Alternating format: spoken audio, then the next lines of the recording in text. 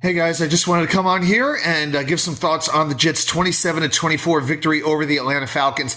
An ugly win to say the absolute least, but you know what? As close as the NFL is, as much parity as there is in this league, you know what? Sometimes you need to win ugly, and you need to find ways to pull out victories that maybe you really don't have a lot of business winning.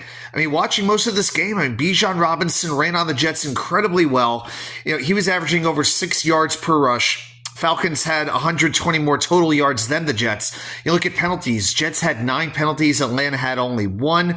But there were some things about the Jets I really liked. First of all, I thought they protected Tyrod Taylor well. Even though the offensive line had timing issues, there were penalties. Atlanta, which typically has about 5 sacks or so a game, only sacked Tyrod Taylor twice. So I do want to give them some credit for that. Another thing with this offense that deserves a lot of credit, 7 for 16 on third downs. That's a pretty good number. I feel good about that. A.D. Mitchell, first 100-yard receiving game a Jets wide receiver has had, not named Garrett Wilson, since Devontae Adams did it.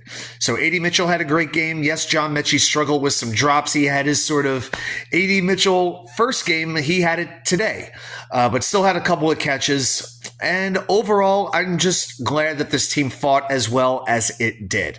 Big plays on special teams, big tackles, all that good stuff. Nick Folk, hey, all the credit to him for making a very difficult kick after missing his first kick of the year earlier on. Austin McNamara, AMAC, team MVP. How many more times can we say it?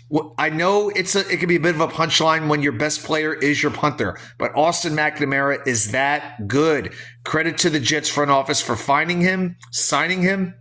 Man, I hope they give him a nice offseason contract.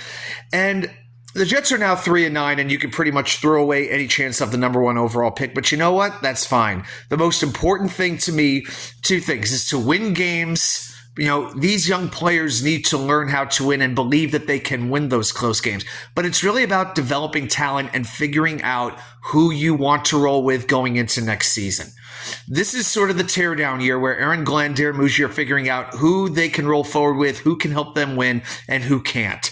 And when you have these kinds of games, these tight games that come down to the last play, the last drive, this is where your character shows. Not just your talent, but your character, your desire. And I think today we saw some players who you could roll with going forward.